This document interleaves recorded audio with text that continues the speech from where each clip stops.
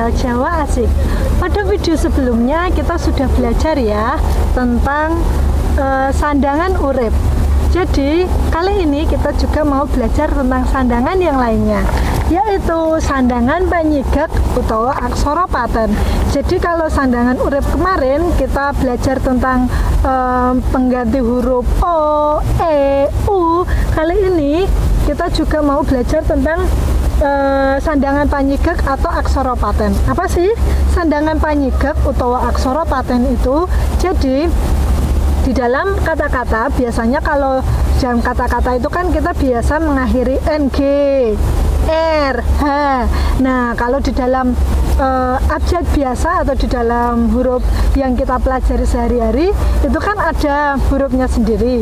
Tetapi di dalam aksara Jawa untuk pengganti R, H, NG dan sebagainya itu termasuk di dalam sandangan panyigek. Nah apa saja sih? Mari kita langsung saja. Yang pertama, sandangan panyigek yang pertama ada namanya pangkon. Pangkon ini letaknya, kalau ini aksara, dia di bawah aksara dan seperti huruf N tetapi kakinya panjang. Pangkon ini fungsinya adalah sebagai mengakhiri aksara yang dikasih pangkon, dia akan menjadi huruf mati. Nah, bagaimana sih fungsi pangkon ini di dalam aksara? Langsung saja, misalnya kita mau menulis Kamis.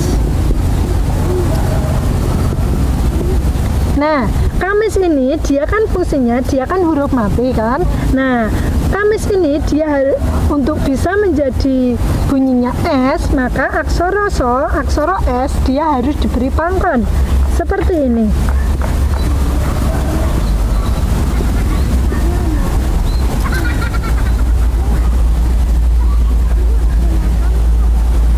Nah, seperti ini. Kamis. S-nya, so-nya harus diberi pangkon supaya dia bisa menjadi huruf mati. Misalnya lagi, kita mau menulis lukisan.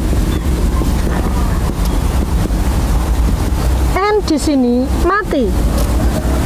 Penulisannya seperti ini.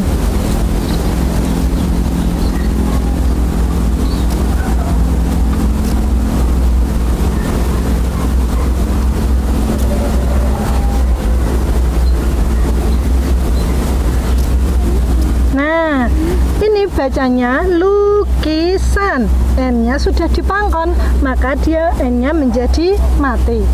Itu yang pertama, untuk sandangan panyigek ada pangkon. Yang kedua, kita hapus dulu saja ya.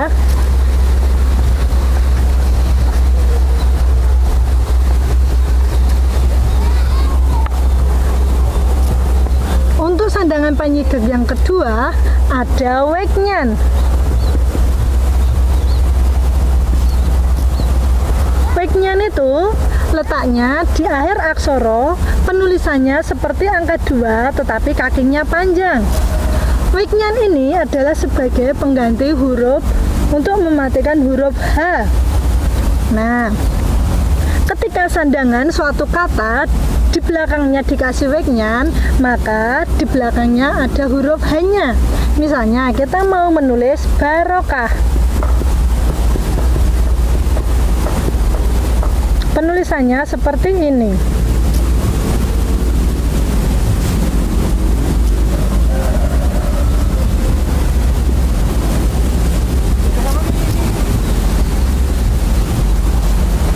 Nah, kenapa hanya kok tidak dipangkon saja?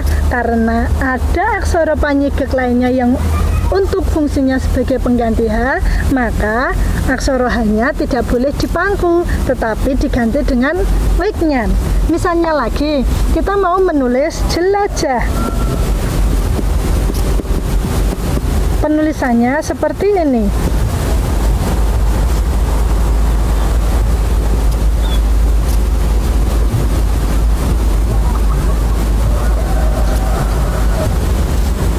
Nah, jelajah itu untuk sandangan panyigek yang kedua, wiknyan sebagai pengganti huruf H untuk mematikan huruf H. Yang ketiga,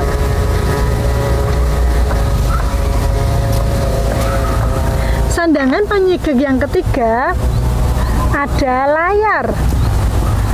Layar ini letaknya di atas aksara seperti garis panjang.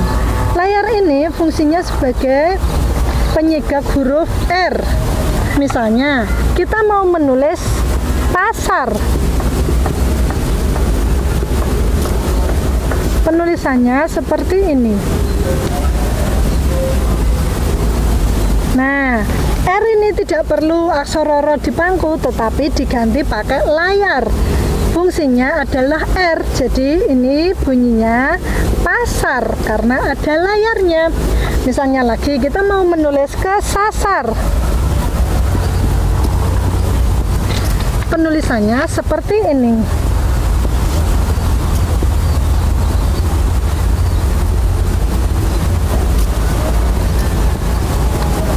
Nah, kesasar.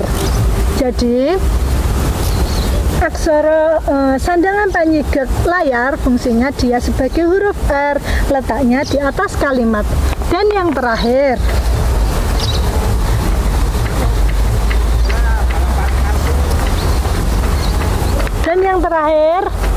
sandangan panyigek yang terakhir ada yang namanya cecak. Bukan cicak-cicak di dinding loh ya. Cecak ini letaknya di atas aksara. Bentuknya seperti ini. Nah, cecak ini sebagai pengganti aksara eng atau ngomati. Eng. Misalnya, kita mau menulis warung.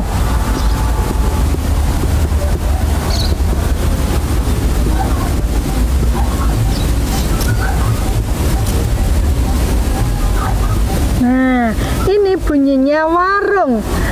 NG-nya tidak perlu aksara ngo di pangku, tetapi kita pakai sandangan panyigek cecak untuk NG. Misalnya lagi, kita mau menulis kepiting.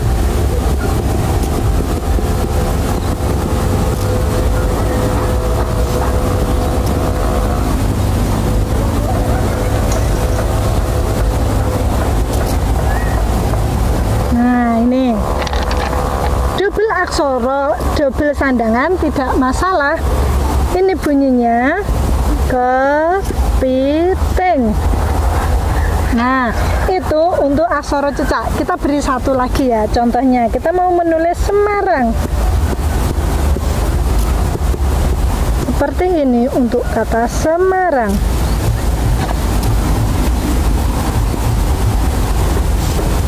Nah, ini untuk aksara sandangan panyigek cecak. Nah, itu tadi kita sudah belajar tentang sandangan panyigek. Ada 4 ya. Yang pertama tadi ada pangkon untuk mematikan huruf mati dari kata yang kita beri pangkon atau dari huruf yang kita beri pangkon. Kemudian yang kedua ada wiknyan sebagai huruf H, ada layar sebagai huruf R, dan yang terakhir ada cecak sebagai huruf NG atau ngomati. Nah, terima kasih ya sudah menyimak video kami dari awal hingga akhir. Silahkan komen dan jangan lupa subscribe. Dan jika kalian ada pertanyaan-pertanyaan atau himbauan, kalian boleh menulisnya di kolom komentar. Terima kasih, sampai jumpa kembali di channel Jawa Asik.